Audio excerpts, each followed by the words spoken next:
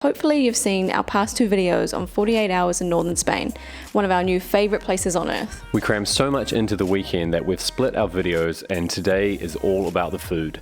So the food in northern Spain is what dreams are made of, we're not kidding. Side note, cider isn't considered food but seriously has to be featured in this list because it's a big deal here, so hang around till later in the video and we'll debrief you on why. We've also got a blog post on some of our favourites in more detail, but for now, let's jump into the video. Literally, just as we sat down, a Spanish omelette came out, and it's like this big flan type tart looking thing, and because it has just been cooked and because it is popular, apparently it's right up there with paella or paella as we would read it. So a Spanish omelette has lots of potato in it, a little bit of onion and some chives and everything, obviously beaten in with the eggs and a little bit of butter and stuff, and it looks a lot more like dense than what you would expect from like its typical sort of omelette.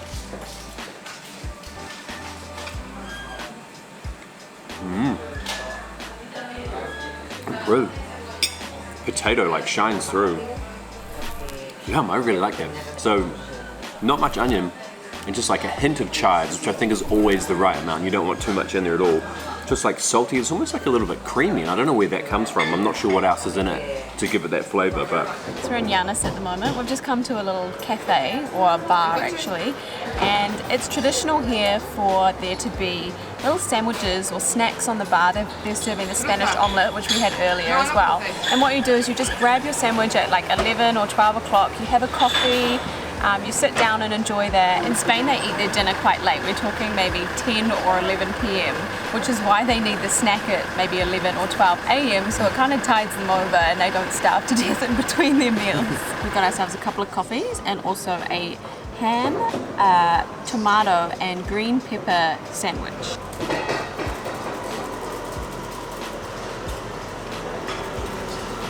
I feel like I'm quickly learning that in Spain they know how to do cured meats and their breads really, really well.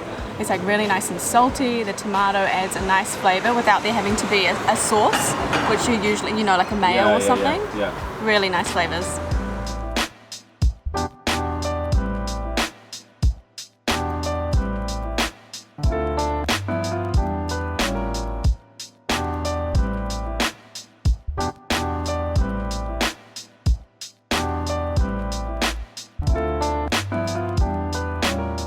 We've just left the national park and we've come down to our spot for lunch, which is...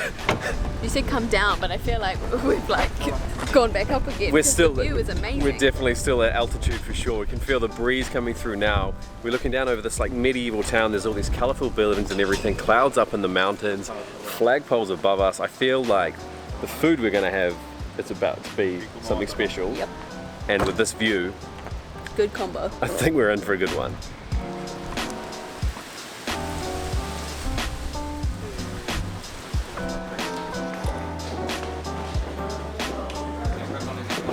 Gracias. Wow. Look at that for a view. So before we crack into the culinary feast that we're about to probably have, this is like a little bit of a snack on the table. So we've got some chorizo, which is sort of locally made and produced, and then there's inside this is a dough ball, but there's chorizo that's been cooked inside it as well. And then some local cheese, which the area here is just so popular for its dairy and cheeses and milk. Oh, it's hard. Yeah, it's crispy. Apparently it's called pregnant bread because it's got a chorizo baby. I like that. Oh man. And I think chorizo could get any better. I was expecting it to be, you know, like chorizo can be quite hard. I was expecting this inside that. But it's not, it's almost like a little bit softer, like a bit more, like it's not as tight together, it's sort of just mashed in there. Amazing. Nice. So I'm about to try sirloin, which is actually from this region, beef from this region. And it looks like it's got some capsicum or peppers, red peppers, a bit of melted cheese on top, and also some potatoes. Am I gonna like this? That is so tender and so soft. I think maybe they've baked it, because when you fry off steak like that. Sirloin is not normally... No, it's not usually. Usually there's a bit of chew to it, Yeah. but this is amazing. So we mentioned in our 48-hour video how popular this region is with its cider. They do cider the right way, the way that it's poured. We're going to, I'm going to say this really poorly, but I'll try, cidereria. Close-ish. It's like a cider bar, a cider restaurant, but that's the Spanish pronunciation with a Kiwi accent. So we're going to try the proper way that they do it in this region, but they also serve sparkling, which is like a little bit more carbonated, and then it's made in the same sort of method as champagne, and this stuff is like a lot more carbonated, but just as amazing. So we've been told, as far as gastronomy goes, as far as food goes in Asturias, this dish is like the one, it's like the highlight. It's called Fabada. Beans, chorizo, like a bacon, like ham sort of mixture in here as well. So it's like a stew. And it looks, a sweet paprika in there as well. It looks really interesting, but I've got a mixture of like some of the beans and some of the sauce so that I can see what the combination is.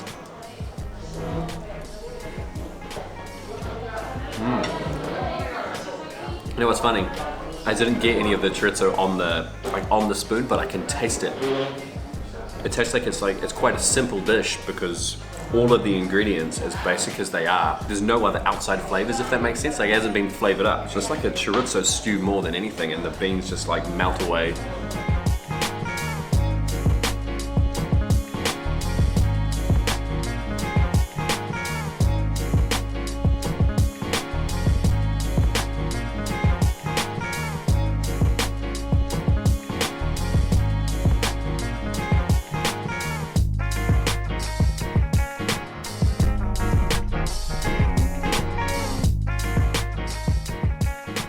We walk into dinner now down the same streets that we were in last night, which is the sort of the upmarket or the more luxurious shopping streets. If you saw the video 2 days ago, you would have seen how quiet it was around here because it was a holiday. There's a lot more of a feel, a lot more people out tonight shopping and everything.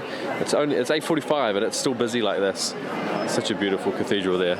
Yeah, and it's 8:45 and look how many people are just out. It's definitely the Spanish way. No one's in a rush to eat. Everybody's more than happy to hang out, enjoy a much later night than what we would be used to where we come from anyway.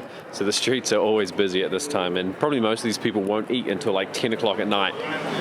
Okay, cider. So we've been meaning to show this, and it's so popular in this region.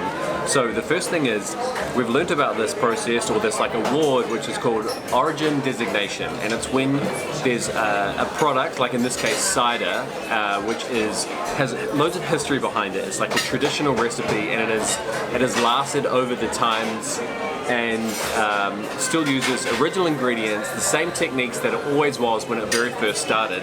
And so cider in this region is known as being like traditional through and through, and there's testing every single year to make sure that those types of products that have this award are still rolling with, and still staying true.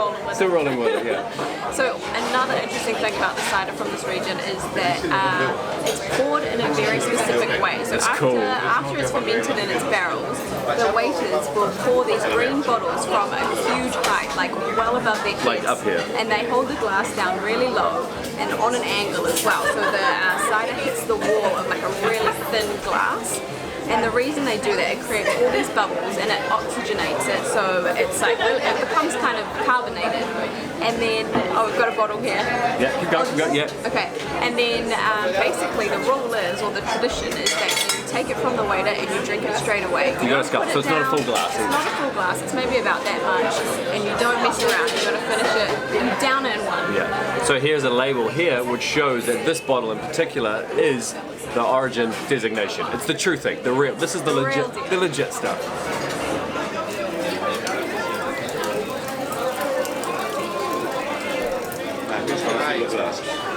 Another one. Yeah, Tim's here.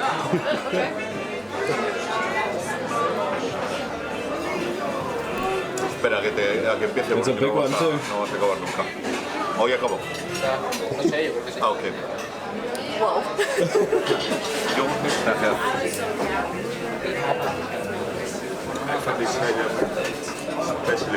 Oh.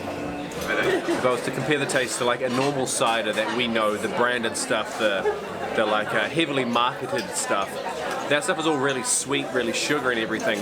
This tastes like good quality, pure apples, like a lot more acidic, and I don't mean that in a bad way. Maybe the first mouthful you're not quite sure, and then it tastes a lot more pure. There's nothing artificial in it. It's just like pure amazingness.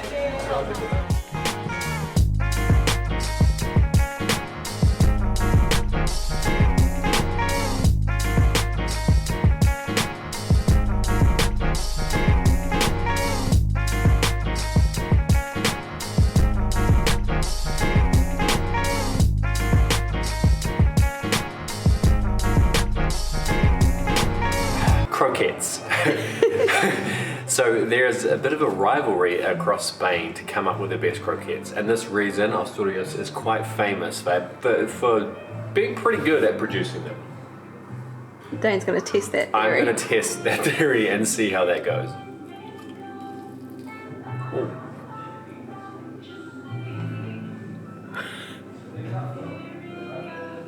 Okay. We found the winner, so that's okay. So, how do I explain it? Rich and creamy and cheesy, obviously, but not overbearing. And it also uses ham, or as it reads to us in English, jamon or hamon, as they would say here. So there's actually not much hamon in there, but there's enough of a taste that you can get. Like, it feels meaty in the slightest, mixed with this creamy, rich cheese. Sounds like a winner. I mean, see you later.